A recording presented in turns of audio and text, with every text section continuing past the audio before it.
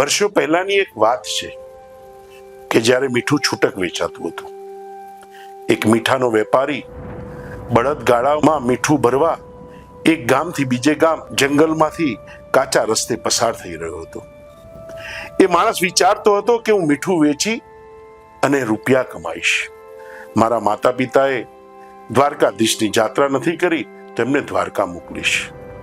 વિચારે છે કે પોતાની નાની ગુડિયા દીકરી, એને બંગડીઓનો બહુ શોખ છે, તેને સરસ કાચની બંગડીઓ લઈ આપીશ.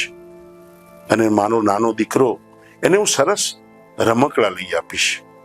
પોતાની પત્ની 3 સાદા વાળી સાડી પહેરે છે અને વિચારે છે કે મારી પત્નીને પણ હું સરસ સાડી લઈ આપીશ. આમ પોતાના માટે નહીં, પોતાના પરિવાર માટે એ માણસ બળદગાડામાં મીઠું ભરવા એક ગામથી બીજે ગામ જઈ રહ્યો હતો. મીઠું ભરે છે અને મીઠું ભરી અને સરસ આશા સાથે નરસિંહ મહેતાના ભજનિયા ગાતો ગાતો એ માણસ સમી સાંજે લગભગ રાત થવા આવી હોય છે અને જંગલમાંથી પસાર થાય છે. એ માણસ જે સરસ સ્વપ્નો જોવે છે અને અચાનક વાવાઝોડું શરૂ થાય છે. મુશળધાર વરસાદની હેલી ચાલુ થાય છે.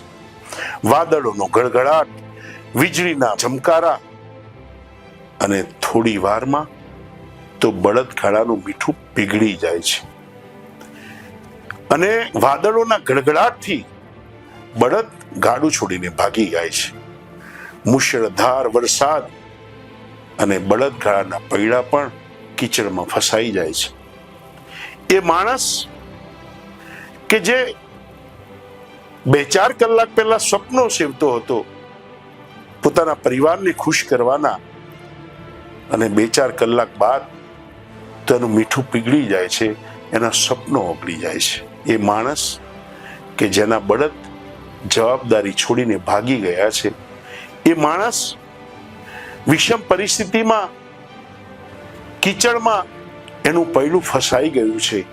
એ માણસ જે ઘનઘોર જંગલમાં અમાવસની રાતે એકલો છે અને હજુ એ હારતો નથી, અને હજુ એ પરિસ્થિતિને લલકારે છે ને કહે છે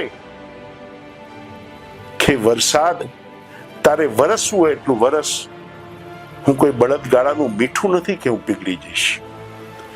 હે વાદળ, તારે ગર્જના કરવી એટલી કર, હું કોઈ બળદ નથી કે મારી જવાબદારી છોડીને ભાગી જઈશ.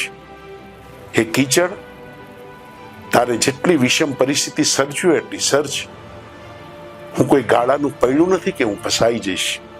હું તો ભારતનો યુવાન છું, હું તો આ દેશનો યુવાન છું.